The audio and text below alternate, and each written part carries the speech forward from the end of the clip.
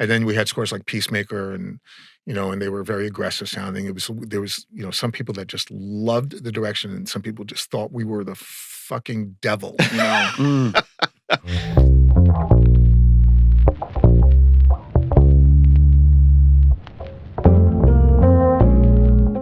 Talking a bit about your career and just wanting to really dive in from the beginning, I'd love to know sort of like the early start of the career and how you first got involved in mixing and working in the studio.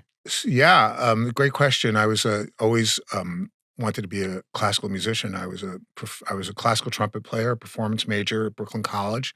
What I didn't realize in those early days was I wasn't any good, and that, when you're the best in Brooklyn, it's not saying a lot. So then you go to college and you hear the guy next to you warming up and realize you're never going to be that good and he's never going to make it. It just, it looked like a lifetime of weddings and bar mitzvahs. And so I for the first time in my life, I didn't know what I was going to do. And literally walking around the hallways in Brooklyn College, maybe not completely sober. And I heard music. I walked towards the music and it was the sound studio. So I walked in there, I met the guy who runs it, and he offered me an internship, and I did that. And the first thing I had to do was learn how to solder, and I soldered in a Roger Mayer console. Wow. Just a small project. 12-channel Roger Mayer console, making a patch bay, doing it nice and neat. I was like, this is for me. Wow. This is happening. Had you had any background in sort of like working with technology or mixing? I always loved, just having a nice home stereo system that I paid for myself. I mean, nice in the days of, when, I had a Sansui amp and, I think Altec speakers. I can't even remember. But no, nothing professionally.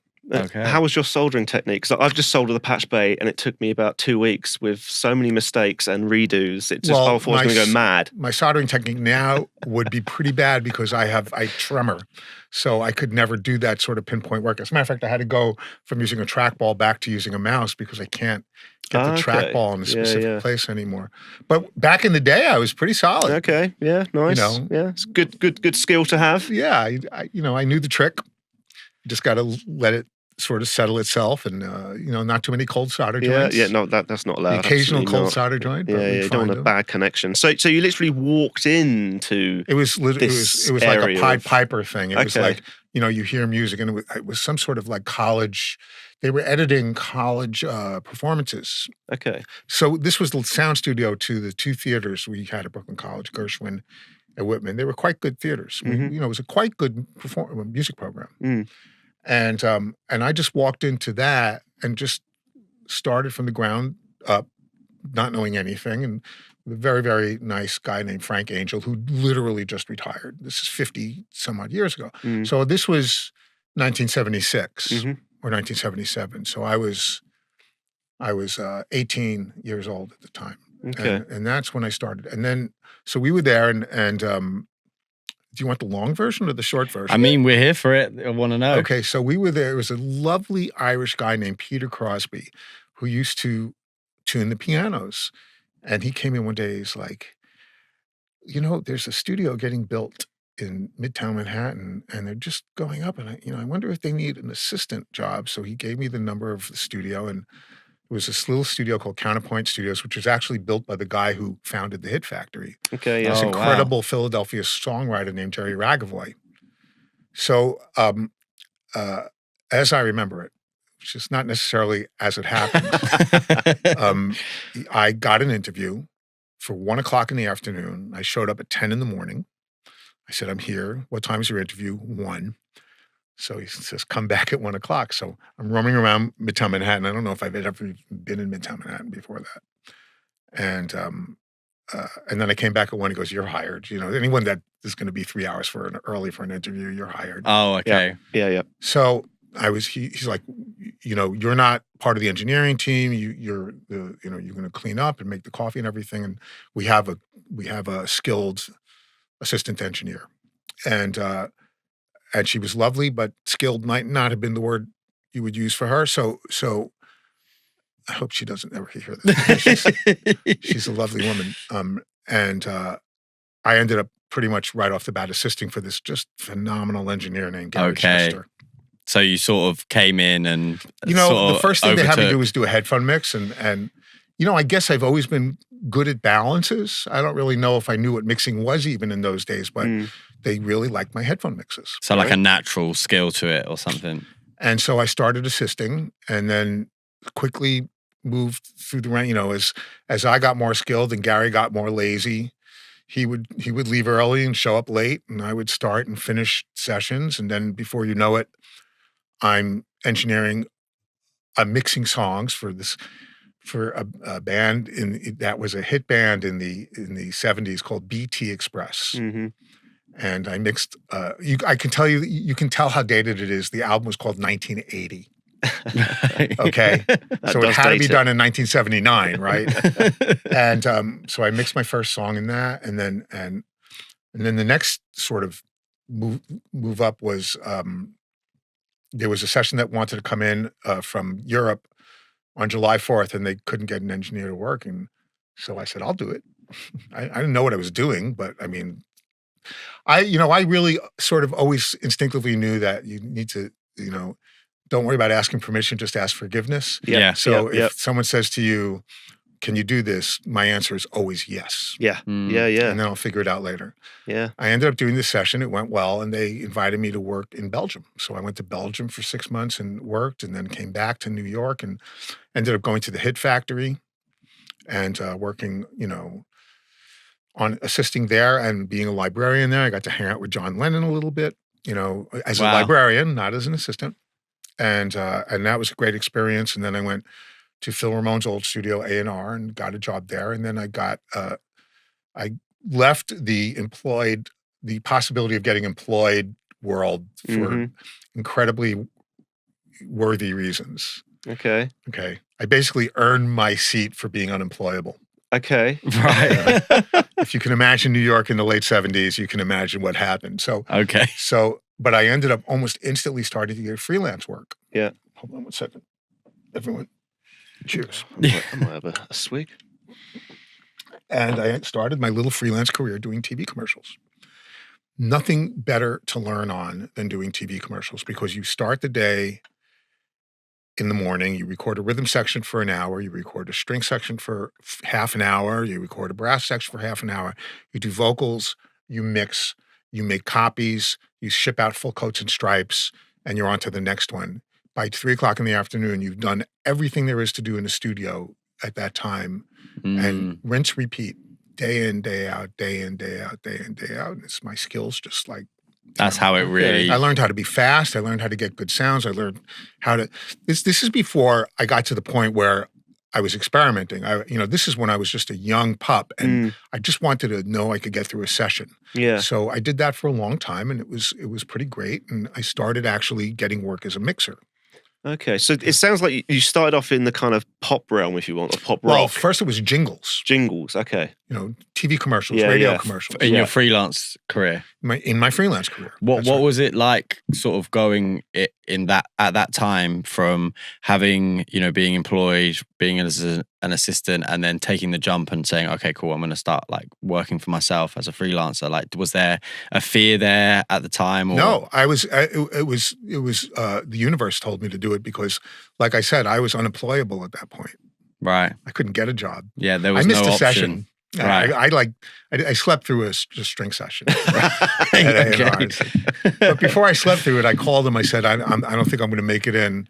And then, believe me, the only way I was going to stay in the business was if someone hired me on the outside. So that wasn't, and I feel this way a lot. I feel that a lot of the things that happened in my career were not conscious decisions to do the next thing. Getting into the film business was not necessarily a conscious decision to do the next thing. What it more was a decision that I did not enjoy doing, trying to go down this road of being a producer and an engineer and a mixer in the pop R&B world. I'm going to skip a bunch of stuff. And so then I started getting work, and I ended up doing quite well. I had a lot of clients doing R&B records. I had a bunch of #1 R&B records. And then I went to work for this record producer, dance mix producer named Arthur Baker.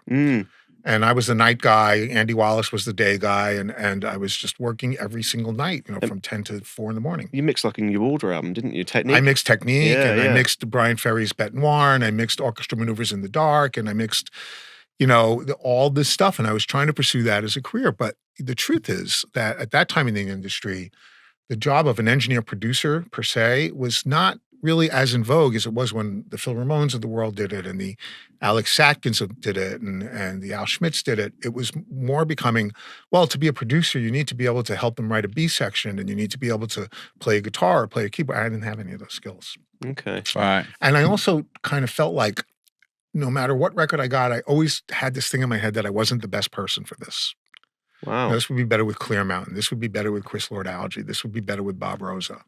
I don't agree. I mean, Well, Bête Noire, for example, I think is a phenomenally good sounding Thank you. record.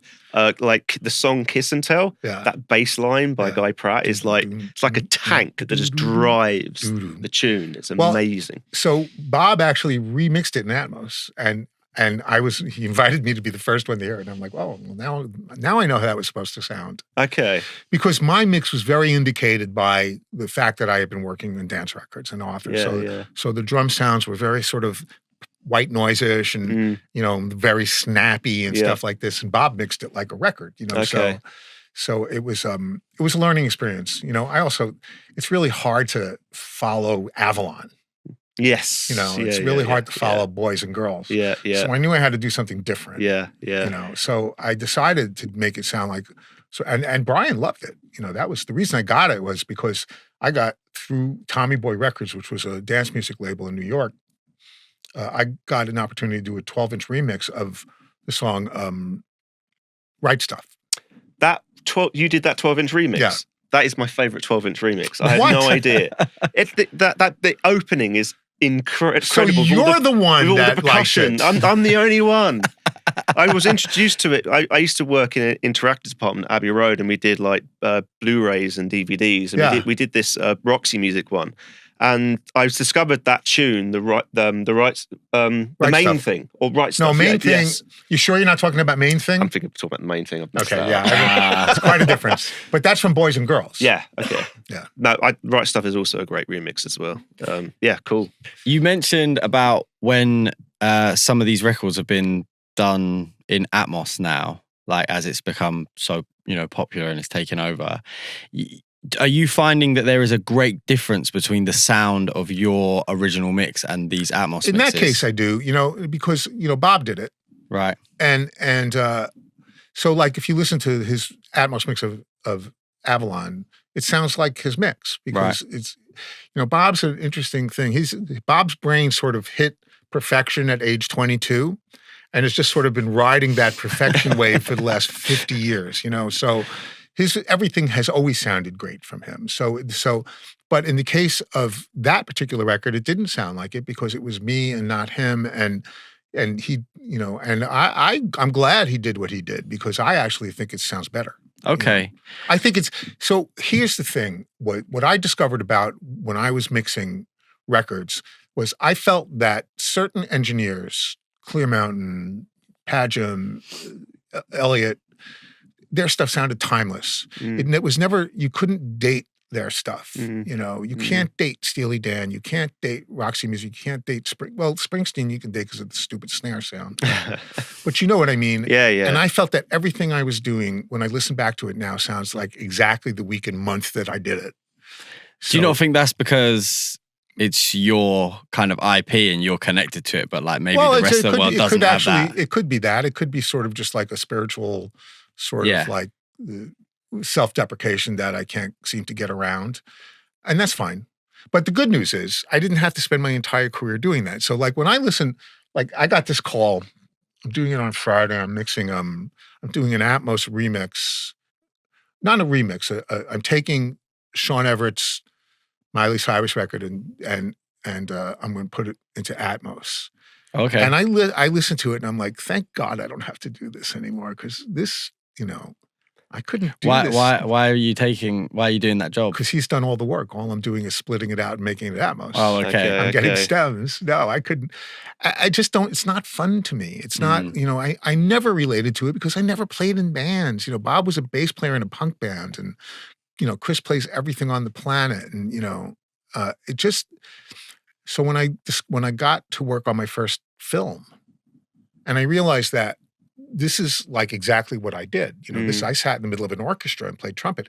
And yet I had all these chops for dance music and stuff. So I had this weird sort of blend of modern production chops plus legitimate orchestral understanding and orchestral recording techniques, which I learned from jingles. Yeah. So that must have given you an edge, right? That maybe other people couldn't provide. It wasn't even an edge that I understood at the time. The person who understood it was Hans. Okay. Yeah. Right. So the first time I worked with him, I got introduced to his studio through a coincidence. My neighbor had an internship at what at the time was called Media Ventures. Mm-hmm. Yeah. So he's like, well, I'm working at Hans Zimmer studio. I'm like, oh, who's his engineer? And his engineer at the time was a guy I knew from New York. He was his partner, Jay Rifkin. I said, tell him I say hi. So he did that. He goes, they want you to come in. They want to call him. So I called them. They invited me in. We had a conversation. They showed me their studio. And I left him a resume. I'm like, hey, if you'd ever need anything. I didn't know. At that point, I did not think I was going to stay in the music business. Okay. Do you remember what you were thinking? Chiropractor. Okay, wow. That's quite a That's pivot. A big jump. I was good at cracking people. Okay. So I figured if I learned what I'm doing, I could make a living at it. Yeah, I didn't see myself in the world of I lost my room at Larrabee to Dr. Dre doing Snoop's first album. I used to have a room at Larrabee.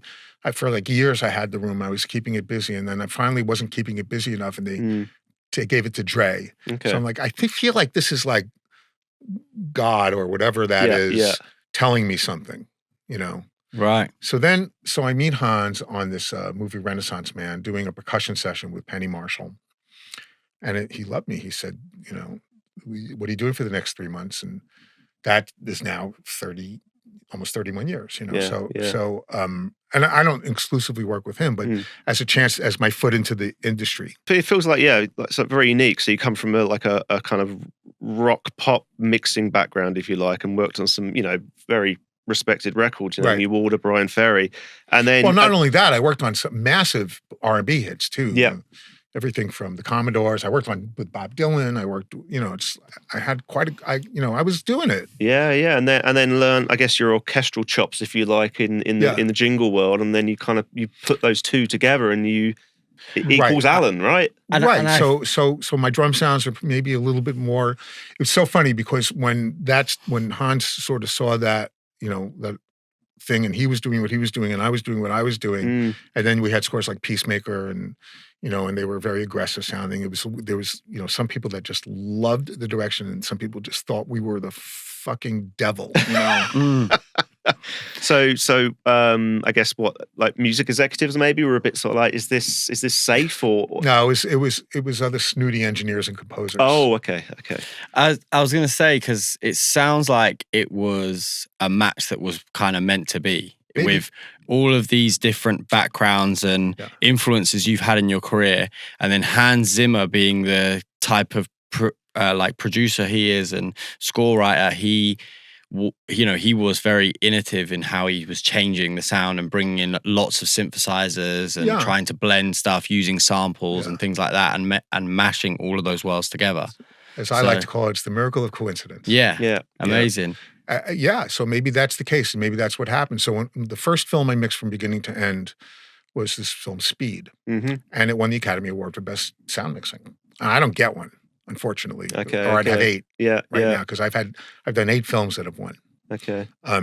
But I'm sitting there mixing, and I'm like, this is it. This is for me. I mean, it was fun. It was very aggressive, drummy kind of score, lots of guitars, orchestra. I mean, that first film then, did you feel slightly out of your comfort zone or did it just all feel natural? And once I got my first approvals, I was, once Mark Mancino was sitting in the back, that sounds great. Can we turn the guitars up in this section? Like, yeah, like I think I'm okay. And don't take that for me saying that I was cocky and I thought that I was going to be successful. I didn't. I was terrified and completely, and to this day, I still have the massive imposter syndrome. Like when I finish a project and it went well, my wife always says to me, "You fooled them again." Yeah. Keeping you grounded. Oh, yeah. My humility sometimes looks like self-loathing, as my friends. I mean, I've done quite a lot of podcasts now, right? I mean, that does seem to be a similar theme. I think a lot of people still have that imposter syndrome, right? And I think, I don't know, there's a humanity to that. I think everyone really hasn't got a clue what they're doing.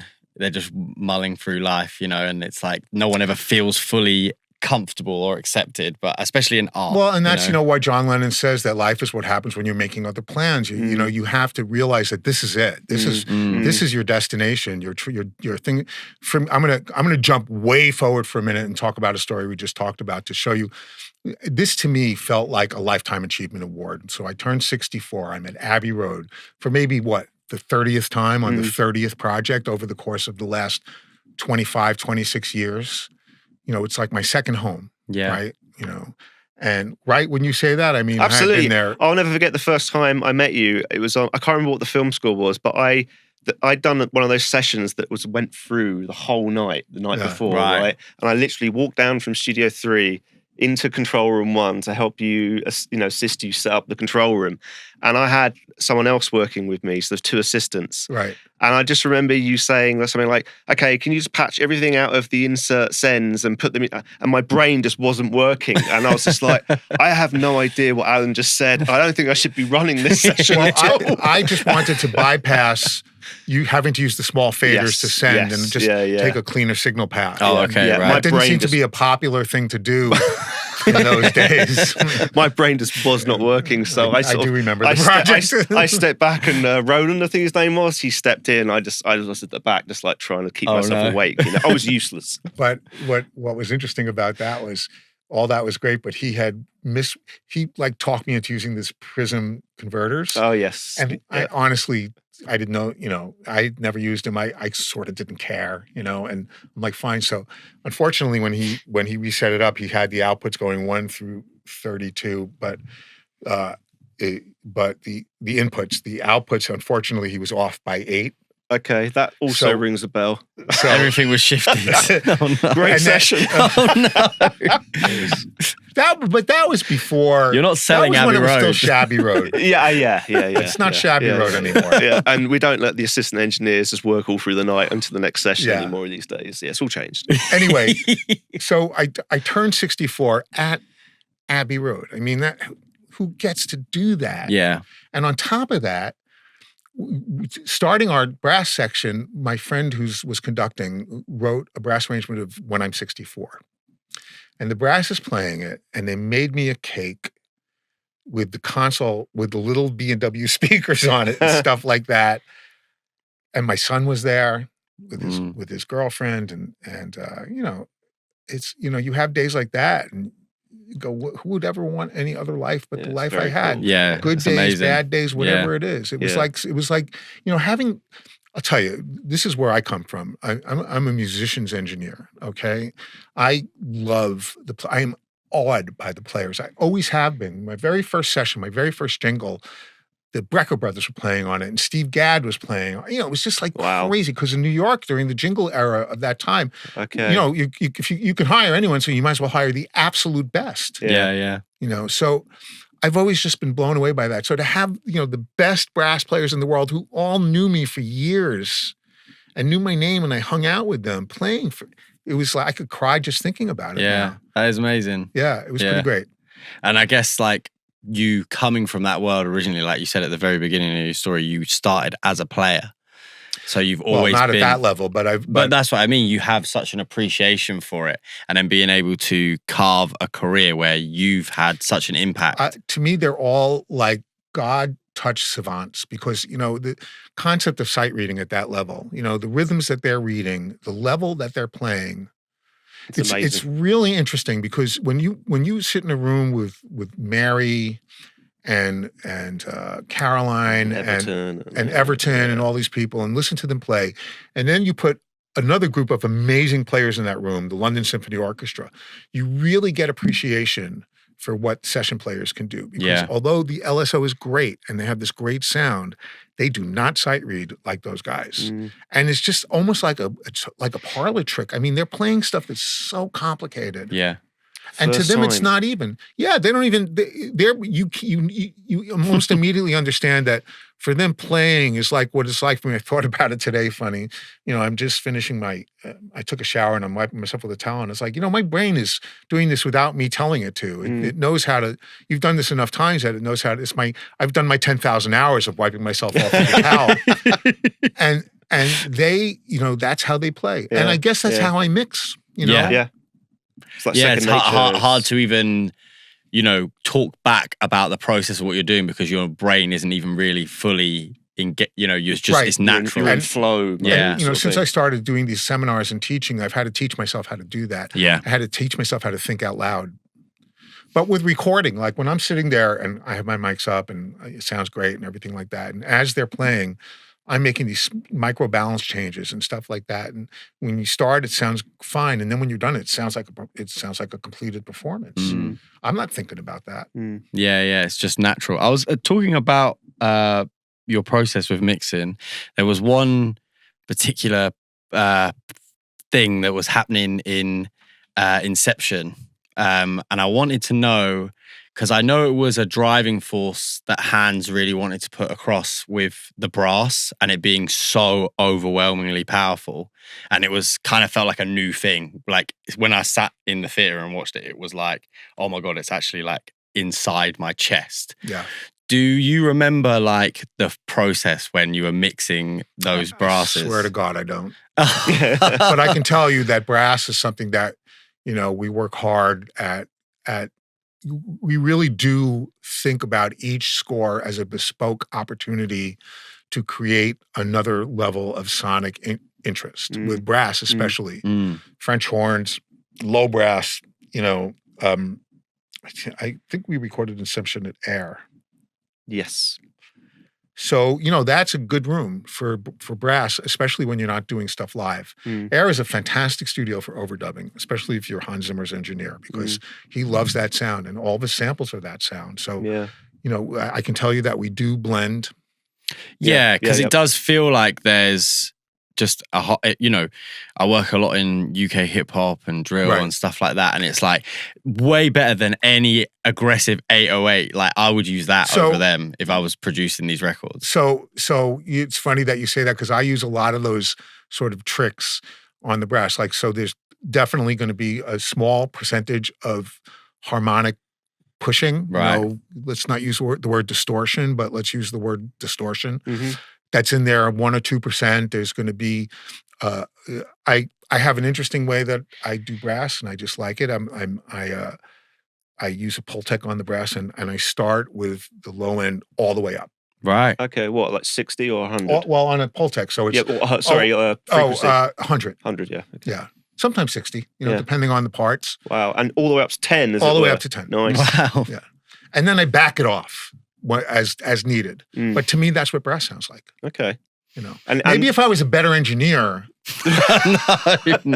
That sounds like a pretty cool technique to me. I love it. I mean, and that is where you get that slight harmonic distortion from. It helps me with the harmonic distortion. And it just also helps me with this over the top bigness. And then I do a little bit of a high pass to clean up the low end. And sometimes I'll put that little attenuation drop in there, but that's on the Pultec. Yeah. The old Pultec. Yeah, trick. Really giving the aggression. Because one of the reasons why I wanted to bring up that particular sound from that score is because I feel like it's one of the few things that, us as musicians and techies, and we love all this stuff, we pay attention to the sounds and we pay attention to the score and we listen to it. But like a normal consumer of a film, a lot of the time you would say, oh, what was in that score? And they wouldn't know because they're watching a movie. It's just like subconscious for them. But that, everyone would be like, yeah, there was like a huge brass bass. Okay. Yeah. Yeah. And so it's like, it's one of those few moments in cinema where it's like, it's almost as important as the picture. That has nothing to do with me.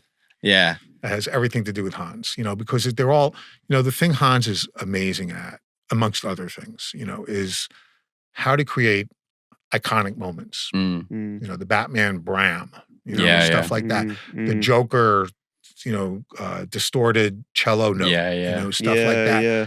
He's just a master at that. He doesn't, that's his, bread and butter. Yeah. Is stuff like that. So, 98.4% of it is in the writing and in the arrangement, and 0.6% is in the mixing. Yeah. Will he sit there and sort of like give you guidance on these moments? Not so much anymore. No, not so much anymore. I'm pretty keyed into it, and you'll know that's the thing that needs to be at the front. That might, because I've been part of the process. I'm at the team meetings and stuff like that on a big score like that.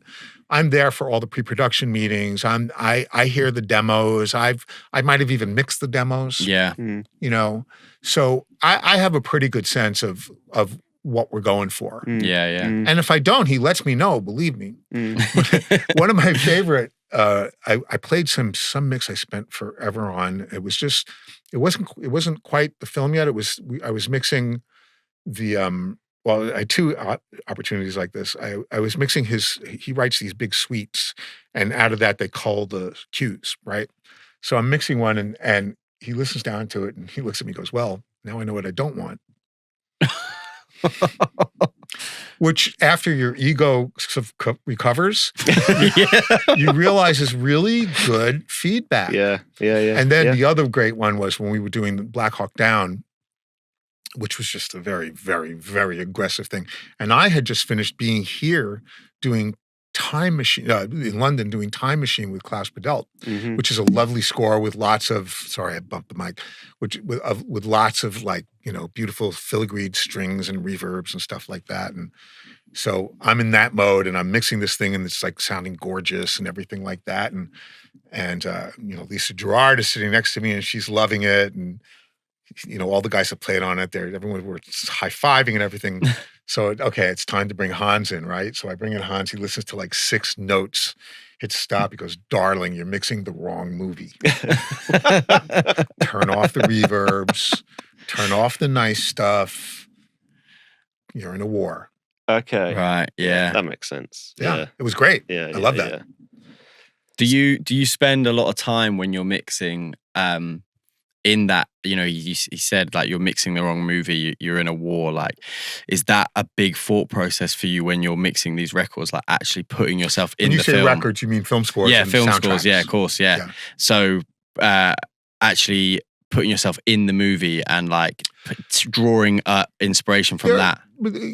So that depends on the movie. There are certain movies where you really could not do a proper mix without listening to it in context with the dialogue. You just couldn't, because it's just not, everything is relating to something on the screen. So unless you know that, where those spots are, like where he's marking an eyelid going up or something like that, and you have to find a little flute that does that and stuff like that, you're not really giving it the best shot. And it's funny because if you just do play a static mix back in a situation like that, it sounds great. But when you put that time into automating it to find that magic, it takes it to another level. Yeah. But there's some of the big action stuff, you sort of, you have to treat it just like a piece of music. And then once it's there, you can balance it with it and see what's coming through, what's interfering with that sound effect and so on and so forth. But, I every single score I do, when I start, I don't really have a technique.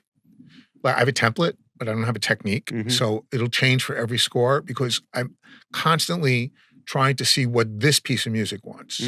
Right. This score. Yeah. This vibe. Does this want to be super clean? Does this one want to, I do it a lot on my stem mastering inserts. Do I want to have a little bit of a harmonic distortion on the insert for everything? Do I need a multiband? Do I want to push it with, something clean? Do I want to make sure that, I'm super clear and, you know what I mean? So, and especially now, there's so many choices.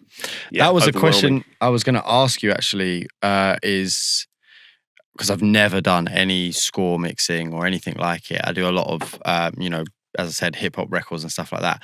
And you've come from both worlds, you're experienced in both worlds. Like, is there a huge difference to when it comes to like getting these projects and organizing them and the way that you approach starting a mix? Yeah, I say, assistant, get this project and organize it so I can start a mix. But being able to do that is as a result of years and years and years of honing my template. So I do have a starting template, and depending on the project, we can sort of know where we're going to hit the ground from. I know that I like to have I need to have a reverb for each stem. I need to have a mastering aux for each stem. I usually set up a delay and an LFE feed on each stem. And I'm going to have my orchestra go out an aux so I can do the processing on the aux. So when I send my reverb to the orchestra, it has what the orchestra sounds like and not what the mics sound like. Does that make sense? Okay, yeah. And then usually I work with 2 or 3 reverbs. I have one aux sending to 3, I have one send going to 3 auxes, and I can have 3 different reverbs, and I automate. I have them on faders, and I can I have one that's super long, I have one that's more like a chamber, and I have one that's more sort of just legit. And during a mix, I'll probably spend more time automating the reverbs than I will anything else. Right. Are you using is your desk using like feedback automation? So it's like you're tracking it whilst you're actually inputting it with your hand, or are you having to like program that in? No, everything's tactile. Nice. Okay. Yeah, I'm not a volume graph guy. I mean, there are times when I need to do it via volume graph. One of the interesting things with mixing in Pro Tools is everything's late. So if you have to be exacting with your automation and you're writing with your hand, is very, very hard because you're dealing with something that has delay compensation on, and you're dealing with latencies, and it's really, really challenging. Lead vocals, like when I did this Moby record he did an orchestral record, and I did it with him. Catching those first words and stuff is tough with Pro Tools. So then, you have to go in and graph. That's why I want an analog console. Yeah. I always wanted an analog console. I still want an analog console. But I mean, unless I get a new room, that's not going to happen because I don't have anything big enough.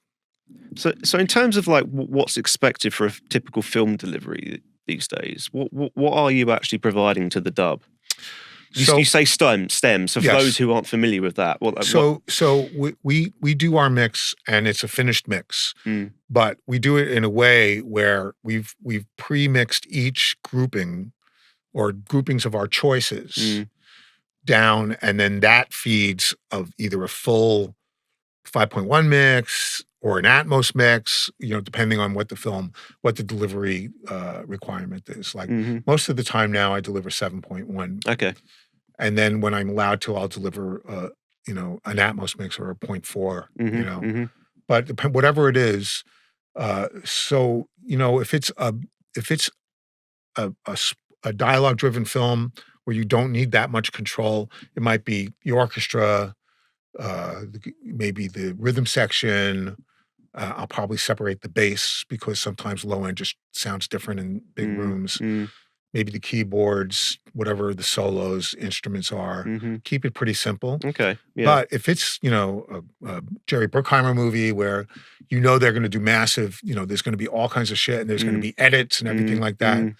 And I trust my team, I'll give them a lot of control. So I might even on the farthest end of it, I could have the long strings and the short strings separate, the long brass and the short brass separate, because usually in that case, we would track everything separate. Yes. So basically, if they're creating a separation in the recording, my brain tells me that that's what they want on the dub stage. Yeah, that makes sense. Yeah. So I'll give them that. Except percussion, that's a little different. And then enough percussion. I'm always thinking, it's a weird sort of thing. I think horizontally and vertically. So stuff that is that versus rhythmic stuff that's that. So I try to keep the horizontals and the verticals separate. Yeah. That's an interesting way. Yeah. I've never actually thought of it like that ever. Yeah. So that they can have control if it's the movie where they need it.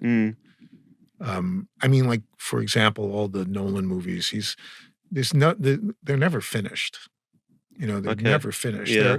They're dubbing and you never know. And then something will happen and Chris will say something and all of a sudden 25 bass parts show up on your set, on your computer that you have to blend into the mix, the stem that's already there. And that works fine. But to do that, I have to modify this stem. And you know what I mean? So for my own protection, sometimes I have to give myself a little bit of, there were some projects that just, especially in Zimmerland, that constantly roll. Yeah. I mean, that feels like that's the way it is now, right? It's just very fluid until someone says, right, we're print mastering, you're done. But up until that point, right? Oh, it can all that's not even true anymore. Really? Yeah. Michael Mann was famous for taking a screwdriver in a mag machine and writing dialogue. I'm not kidding. Amazing. Wow. Love it. You mentioned earlier when we were outside that you use Audiomovers a lot in your process now. Can you talk a bit about how you actually like use Audiomovers and what it's done for your workflow? Well, it's made me able to work at home when I have a client that doesn't want to come in. Like I just did on Despicable Me 4, for example. Hator, my composer, we recorded it here in LA, and my composer got COVID. So, a lot of times I mix at home now, depending on the project, depending on whether, well, first of all, if it's a remote control project, I'll mix it remote control. But if it's a movie that might not have the budget, or, it doesn't have those demands, I'll do it at home. I have a fantastic engineering team that sets up for me. And so in that case, with Hator, we set up a 5.1 ATC system in his living room. And so I send him a 5.1 mix. And he can take live, it and then we're on Zoom communicating, and he's hearing it on Audiomovers, and it's a wonder. And then the other side is also true. When I'm here and I'm recording at Abbey Road with Pete Cobbin sitting behind the desk with Kirsty or Nick or whatever, I can be in that session. I can give notes. I can, if it's my session, I can sort of have my opinion if I need it. Not so much. I don't really need it with Pete that much, but I give a lot of production feedback too. Like, I think that the woodwinds are too loud, or we don't have a good take on that, stuff like that. So it's really, I think that it's probably the game changer that's enabled the industry to take the move that it's made in the last few years since the pandemic, is having, high level, high quality transmission like that, because it was never the case. I mean, we never had anything like, we had ISDN lines and stuff like that. Pain in the arse, and it's super expensive and just not, and they would never stay working, and you can only do stereo, and then you had to send time code. So what we do is actually, we do send time code. We send 5.1, and then the 6th channel, we send an LTC back to my client so that they can take that LTC and run picture with it. So I don't have to send them dialogue, and I don't have to send them anything. They can do that there. Yeah, because otherwise you have to feed everything through the stream, right? Yeah. So they can get it all together. Well, and moving video through the stream probably isn't in the best interest of the audio. No, yeah. And I don't know, is Audiomovers Atmos already? It's very possible. I don't know. Well, there's certainly enough channels to to stream an Atmos mix. Yeah. We have the owner sitting behind the camera, and he's nodding. So Igor is nodding. So yes. So that's something that I'm sure will be useful in the future. I mean, I'm doing almost everything I mix now. I'm mixing in Atmos. Yeah. Or I shouldn't say Atmos. That's wrong. It's 714. Okay. Because it's not always Dolby Atmos. It's a lot of times, like I just did something for the Sphere. Oh yeah, well the Vegas venue. Yeah, okay. The CES show, Delta keynote address. I mixed like 18 minutes or 20 minutes of music for the Sphere, and I actually went to the Sphere with 714 stems and installed it into their system. Okay. Oh wow. Yeah, it was great. Yeah. It was fun. Don't they have like? I read somewhere they have like a crazy amount of speakers. 165,000. Yeah, so it's like each person has more than one speaker directed at them. That's right. Yeah. That's right. But it still comes down to zones. It's no matter what you call it, it's still, they have different types of zones. Sorry. They have different types of zones, but it's still zones. So basically, like when I work in Atmos, the way I like to do it is I have on my auxes built these different blocks of height. So I have my bed, which obviously anything that needs to go to the LFE will go to the bed, and then I have level 1, which is still at the bed level, but it's 714, and level 2 is that much up and that much back. Level 3, that much up, that much back. Oh, okay. Level 4, that much up, that much back, and then a quad ceiling. Right. So I could take anything and stick it to the ceiling, no matter where it is, and do that. So, for me, it's just choosing where to put it. Yeah. And the way they're set up, they're basically using objects too. So it took a minute to get them to think that way. But once I got them to think that way, we started getting good results. Yeah, because then you can get a bit more flexible with how you're. Yeah, so I'm not dealing with objects at all. I mean, I'm using objects to create 5-1-7-1-4 mix layers, and they're just all at different heights. Okay, so you're using objects instead of channels, but you're using them in LCR. Well, I'm taking 11 objects. Okay, and I'm building a little mixer in my thing with those 11 objects. I'm panning them left, center, right. Right. Okay. Left, center, right. So, yeah, like that. Okay. So that when I'm panning it inside. If I go to level B, I can pan on that track anywhere I want, and it's tracing around up there, and it makes I hate automating the objects. Okay. Because then you have to stick it out to something in mono. And then automate it. And that's, I think, more a dialogue or an effects thing. Yeah. But for me, if I want to move stuff around, I want it to be a little bit more. So I'll use sound particles like energy panner. Yeah. And I can do all kinds of crazy stuff with that, or I can do it myself or whatever. But I'm doing it in the Pro Tools automation world into a fully surrounded, fully immersive object. Yeah. Are you still using the AMBEO cube on your recordings, the Sennheiser setup?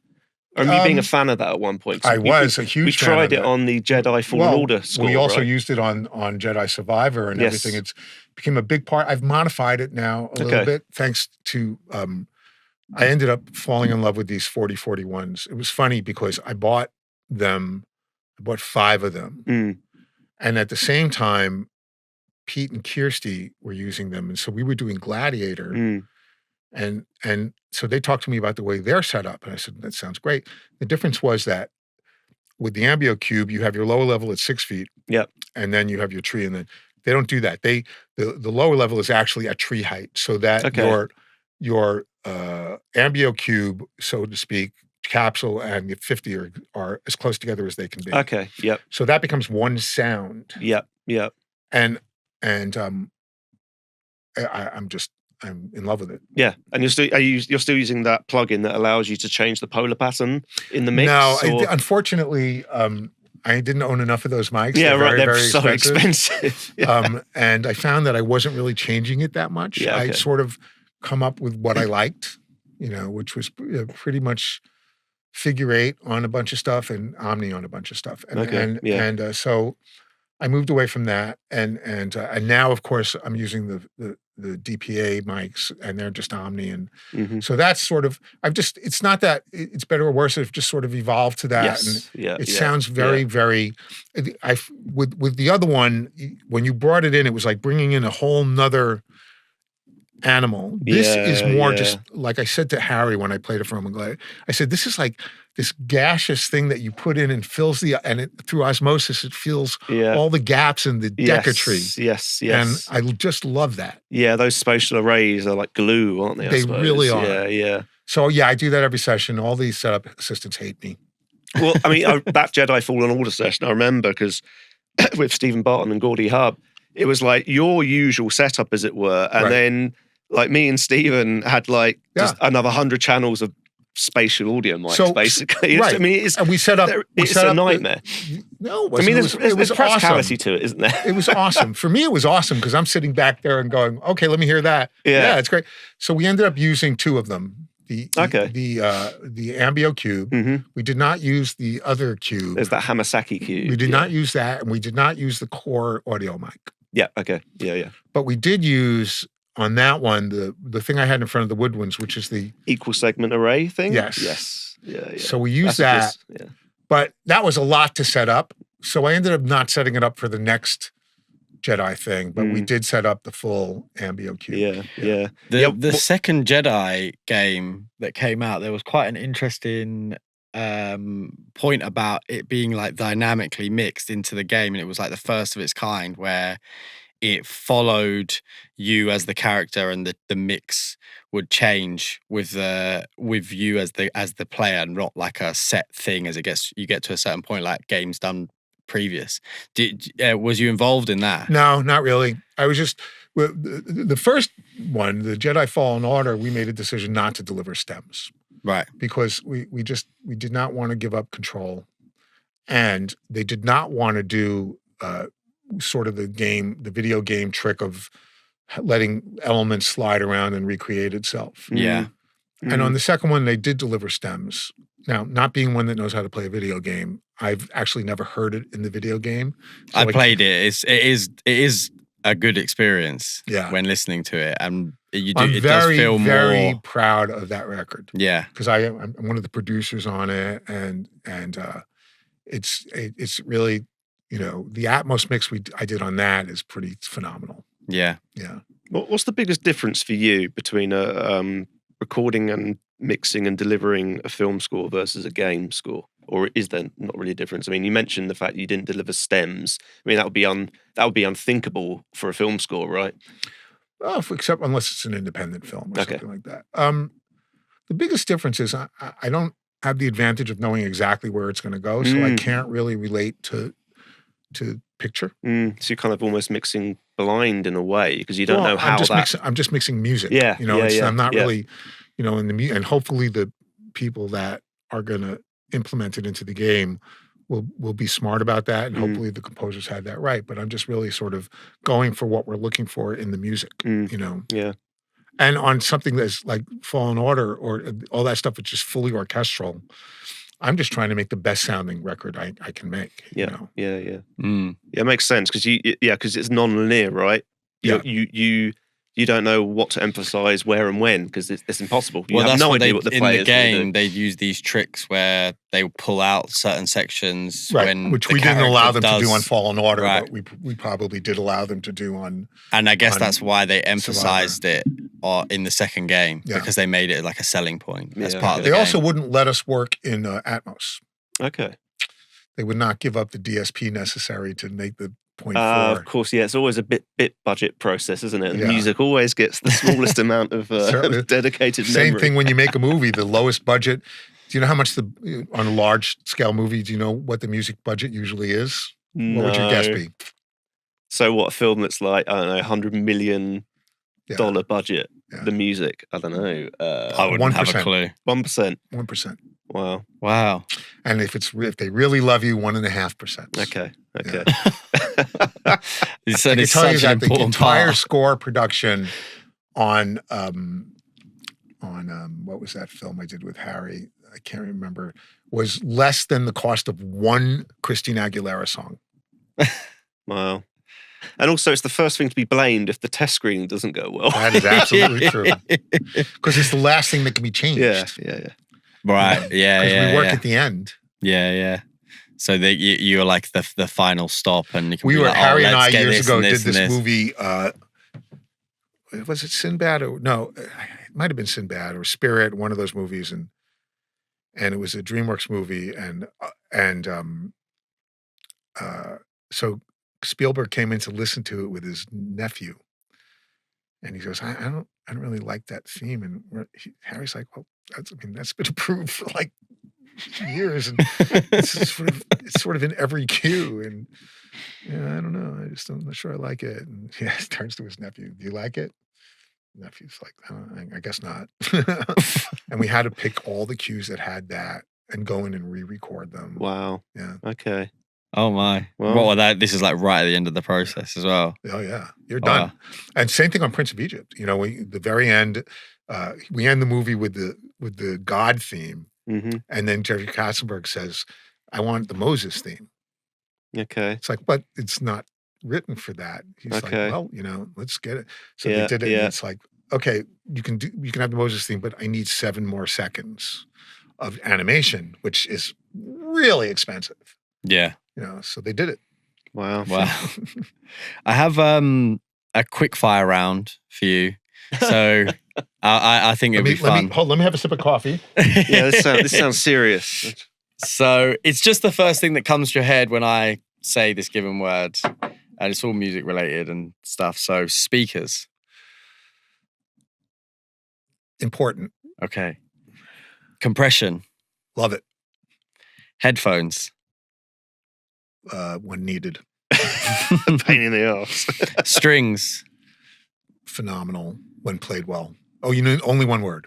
No, you can. It's just how it makes you feel, or maybe even a product or whatever it might be, like something that you like using. So. Okay. Strings. Yeah. Bricasti. Okay.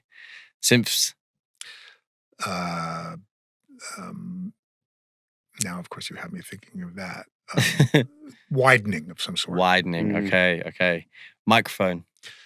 Many. More the better. And lastly, studio snack. Air Studios carrot cake. Oh, yeah. Remember that one? When she was, cake, yeah. what was her name was around? Yeah, I've forgotten her name. Sarah. Yeah. Sarah's carrot cake. Famous Air Studios carrot cake. Yeah. Amazing. Many pounds on that. Can I go back a little bit for a second? What was the second one you asked? Compression. Yeah. Well, that's, can we expand upon that a little bit? Of course. Compression does so many things. It's not, the word compression doesn't really cover it. That's like the word paint, but you could be Van Gogh or you can be a house painter. It's just sort of, so, compression obviously does that gluing thing, but compression can also be the effect that blended into a sound can give you that uniqueness about it, or it can be reverb. You could take a snare and have a very fast release and add the decay time, and it's a reverb saver. So the compression for me is I'm more about compression than I am about EQ. I'm way more about finding interesting ways to use that. And the EQ for me is more about cutting, and then just a general boost if it needs it. But I don't get too anal retentive about it. You mentioned Pultex earlier on. I mean, are you still using a lot of analog gear? Or? No. Okay. Unfortunately not. Okay. I was actually selling all of my analog gear right now. Okay. Oh, wow. I was going to ask Except my you. microphones. I was going to ask you, are you Yeah. using a hybrid setup or mostly in the box? No, I'm in the box now. The only thing that's out of the box is Bricastis at the moment. And I have an analog chain for my stereo mix down. Right. But even that, what I'll always do the same thing is I'll do a little mastering with the stereo, and I'll go eat, and I'll come back and then not listen to that, and then I'll do a little mastering with a digital chain that I'll create, and then I'll just compare the two, see which one is better. Right. I know which one is going to be quieter. I think we got time for one more question, and I'd love to ask you, for everyone that's watching at home, what advice would you give them for, guys that are trying to get into mixing and film and do what you're doing? I thought you were going to ask about Kung Fu Panda. I do want to say Kung Fu Panda is one of my top 3 movies.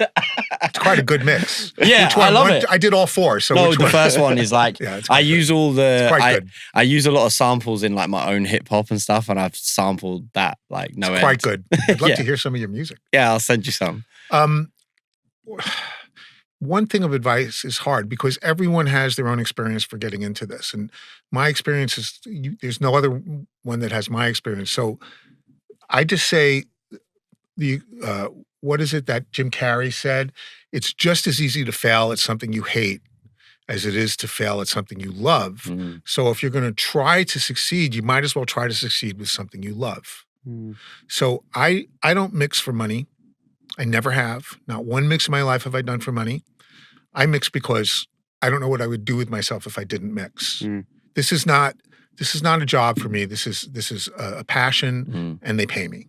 So that's what I would say. And the other thing in life terms is like 99% of the stuff you're going to worry about is never going to happen anyway. So give yourself a break. That's, if I could talk to the 19-year-old Alan Meyerson, I would say, stop worrying so much. Yeah. That's what you're worried about. Was it Mark Twain saying most things I worried about never happened? Right. Yeah.